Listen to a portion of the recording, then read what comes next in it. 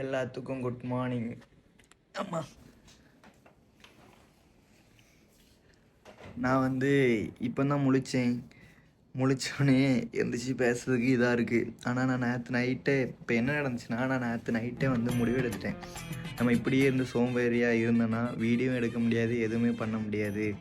எப்படி சொல்கிறேன், எனி டைமும் என் மைண்டில் ஓடிட்டு இருக்குது என்ன தெரியுமா தாட்டு, ரெகுலராக வீடியோ போடணும், யூடியூப்பில் ரெகுலராக வீடியோ போடணும், லாங் வீடியோ போடணும், ஷார்ட்ஸ் வீடியோ போடணும், ஒரு நாள் லாங் வீடியோ, ஒரு நாள் ஷார்ட்ஸ் வீடியோ, இப்படி மாற்றி போடணும்னு நினச்சி போயிட்டே இருக்க நாள். சரியா, அந்தால நான் இன்றைக்கி முழித்த உடனே அடிக்கடி ஃபஸ்ட்டு முழிச்சிட்டேன், நான் இல்லைன்னு சொல்ல மாட்டேன். அதுக்கப்புறம் வீடியோ எடுக்கிறக்காண்டி கொஞ்சம் ஃப்ரெஷ் ஆகினேன். அதுவும் முகலங்கடல அப்படியே தான் இருக்குது. ஆனால் முழிச்சதே நீங்களெல்லாம் லேட் ஆகிட்டு கரெக்டாக 11:30க்கு முழித்தேன். இவனாக படுத்து எடுக்கணுமா வேண்டாமா அப்படியே யோசி டைம் இப்போ எத்தனை ஆச்சுன்னா, அப்போ தெரியுதா, ஒரு நிமிஷம் நான் பேக் கேமரா போட்டேன். சாரி, நான் பேக் கேமரா ஆன் பண்ணாமே இவ்வளோ நேரம் பேசிட்டேன். எனக்கு நான் கூட எனக்கு சோதனையை பார்த்தீங்களா, இப்போ தான் வீடியோ எடுத்தேனுமோ ஒழுங்காக போடுவோம் அப்படின்னு சொல்லி கொஞ்சம் இது பண்ணல. அதுக்கு முன்னாடி இதெல்லாம் வேலைகள். சரி, ஓகே. இப்போ நம்ம என்ன பண்ண போகிறோன்னா, வீட்டிலேருந்து ஒரே எனக்கு திட்டு, ஒரே இது படித்து முடிச்சுட்ட என்ன பண்ண போகிறேன்னு என்ன பண்ணணும்னு தெரியலை. நீங்கள் உங்களுக்கு எதாவது ஐடியா இருந்தால் சொல்லுங்கள், நான் என்ன பண்ணலான்னு சொல்லி. சரி, அதை கமெண்ட் பண்ணுங்கள். நான் ரெகுலராக என்ன நடந்தாலும் டெய்லியும் அந்த வீடியோவாக எடுத்து போடுறேன், அப்லோட் போடுறேன். நீங்கள் முடிஞ்ச அளவுக்கு எனக்கு சப்போர்ட் பண்ணுங்கள், சரியா? அது தள்ளி போயிட்டு என்ன தள்ளி போக விடக்கூடாது. அதுக்கு நீங்களே என்ன சப்போர்ட் பண்ணணும். நீங்கள் சப்போர்ட் பண்ணால் தான் நான் ஃபுல்லாக எனக்கு எஃபர்ட் கொடுத்து வீடியோ போட முடியல, சரியா?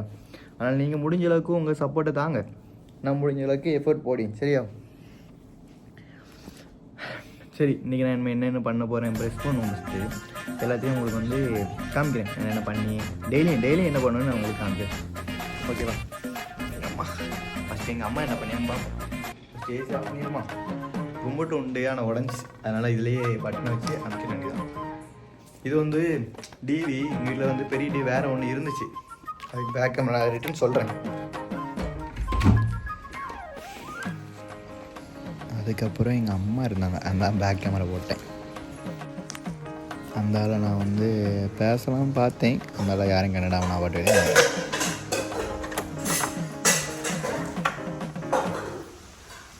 ஃபஸ்ட்டு நான் முடிச்சதுக்கப்புறம் யாருக்கிட்டையும் சுத்தமாக பேச மாட்டேன், கேட்டீங்களா? ஃபஸ்ட்டு இந்த ஃபுட்டை எடுத்துகிட்டு மீனுக்கு தான் நான் வேற போடுவேன். மீன் கிடக்குதா தெரியுதா உங்களுக்கு? இங்கே உள்ள மீன் குட்டி மீன் போட்டது இந்த இதில் போடுவேன். குட்டி மீன்லாம் உங்களுக்கு தெரியுமா தெரியலையே. குட்டி மீன் வாங்கல, நல்ல மாட்டேன். எல்லாம் அந்த செடிக்குள்ளவே ஒளிஞ்சுக்கிறோம், சரியா? இதில் கப்பி குட்டி ஒன்றுமே தெரிய மாட்டேங்குது. அதனால் நான் ஃபஸ்ட்டு காலைல எழுந்திரிச்ச உடனே எப்பவும் பண்ணுற வேலை எதுனா, இதில் டெய்லியும் சாப்பாடு போடுறதும் என் வேலை ஃபஸ்ட்டு. அதுக்கப்புறம் அப்படியே நடப்பேன். இப்போ கொஞ்சம் ஃப்ரெஷ் ஆகினா தான் கரெக்டாக இருக்கும். ஃபேஸ் எப்படி இருக்குன்னு தெரியல, கொஞ்சம் அட்ஜஸ்ட் பண்ணிவிடுங்க. இப்போ நம்ம ப்ரெஸ் பண்ண போகிறோம்.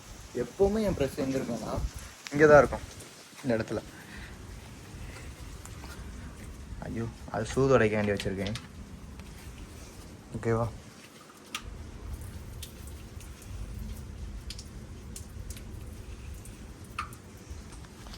நான் எப்பவும் எந்திரிச்ச உடனே இப்படி தான் இருப்பேன், இங்கே உட்காந்துருவேன் வச்சு. அதுக்கப்புறம் அங்கே இதான் கோலம், சரியா? அங்கே உங்களுக்கு தெரியுதா? வெயிட் பண்ணுங்கள், ஃபேஸ்புக் காமிக்க. அதுதான் குளம் எங்கள் வீட்டு முன்னே. இந்த இதில் கால்வாய் போயிட்டு இருக்குது தண்ணி, நான் உங்களுக்கு பக்கத்தில் காமிக்க. அதுதான் குளம், சரியா? அப்பா வீடு தான், விபிசி நகர். டெய்லியும் நான் இப்படி தான் உட்காந்துருப்பேன். இது கடை. இது எதுக்குன்னா, இங்கே அவ்வளோ வீடு கிடையாது. எங்கள் வீடு உங்களுக்கு காமிக்க. எங்கள் வீடு எப்படின்னா ஊருக்கு வெளியே தான் இருக்கும். வீடு உண்டு, ஒரு 5-6 வீடு உண்டுன்னு வச்சுக்கோங்களேன். நம்ம சலக்கடைக்கு வந்தாச்சு. உள்ள போய் எனக்கு ஹேர்கட் பண்ண வேண்டியதான். எல்லாரும் எங்கள் வீட்டில் சொந்தக்கார எல்லாரும் வந்திருந்தாங்க. அதனால் வீடியோ கண்டினியூ பண்ண முடியல. சரி, ஆக்கிட்டு ஹேர் கொஞ்சம் மோசமாக இருக்குது. நாளைக்கு வேறு 10ஆம் திருவிழா, தேர் நடக்குமா, அதான் ஹேர் கட் பண்ணலான்ட்டு நானும் ரீயும் வந்துட்டான். வீடியோ எடுத்துருக்கேன், வாங்க அடிவில் போகலாம். அப்படியே எடுத்தோம். அடுத்து நான் ஒரு வழியாக நான் ஓப்பன் பண்ணலாம் பார்த்தா அவனே நமக்கு ஓப்பன் பண்ணி விட்டான். சரி ஓகே அப்படின்னு சொல்லி நானும் உள்ளே போய் உட்கார பார்த்தா நல்லா க்ரௌடாக இருந்துச்சு. சரி போய் உட்கார்ந்துட்டேன் ஃபஸ்ட்டு. ஒரு வழியாக வந்து நம்ம வந்து சலமையில் வந்து உட்கார்ந்தாச்சு.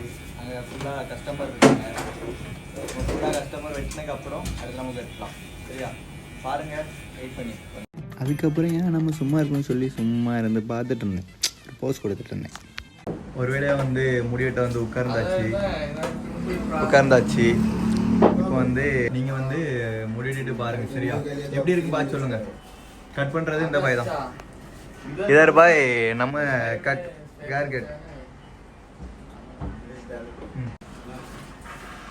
ஒரு வேளையாக ஹேர் வந்து நம்ம கட் பண்ண போகிறோம். காமெடியாக தான் இருக்கும், அட்ஜஸ்ட் பண்ணிடுங்க. நான் வந்து ஃபுல்லாக இந்த ஹேர் கட் பண்ணதுக்கப்புறம் உங்களுக்கு வந்து காமிக்கிறேன். இப்போ மோடியே பார்த்துடுங்க. மங்கு ரைட்டா ஒரு வழியாக வந்து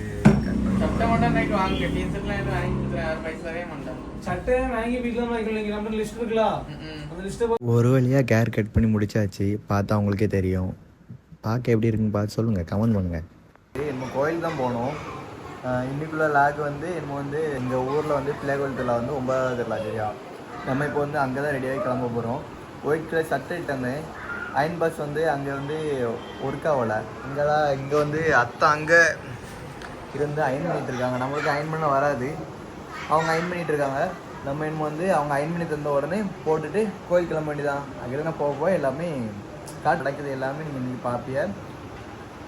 சரியா அதுக்கப்புறம் நான் ஒரு வழியாக வந்து கோயிலுக்கு வந்து கிளம்பி வந்துட்டேன். அங்கே ஒரு ஓவர் சவுண்டு, அதனால தான் நான் அந்த வாய்ஸ் கொடுக்குறேன்.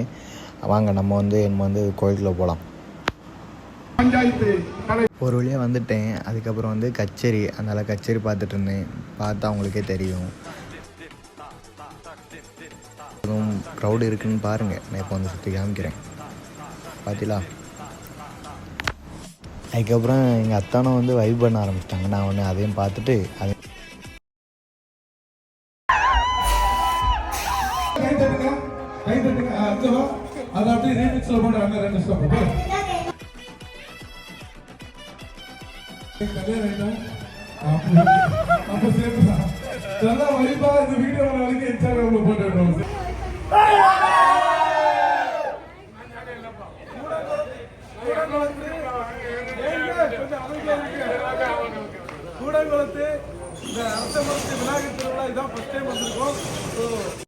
ஒரு வழியாக எல்லாம் முடிஞ்சு.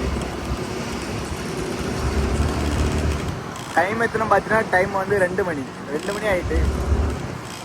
வீட்டில் வந்து 2 மணி ஆகிட்டு. இதனால் மட்டும்தான் காலையெல்லாம் எந்திரிக்க முடியல. ஒரு வழியாக எல்லாத்தையும் முடிச்சுட்டு வீட்டுக்கு வந்து சேர்ந்தாச்சு. நான் கிட்டத்தட்ட தட்டிகிட்டே இருந்தேன், யாருமே எழுந்து. ஓகே, நான் இந்த வீடியோ இதோடு முடிச்சுக்கிட்டேன். பாய், நெக்ஸ்ட் வீடியோவில் சந்திப்போம்.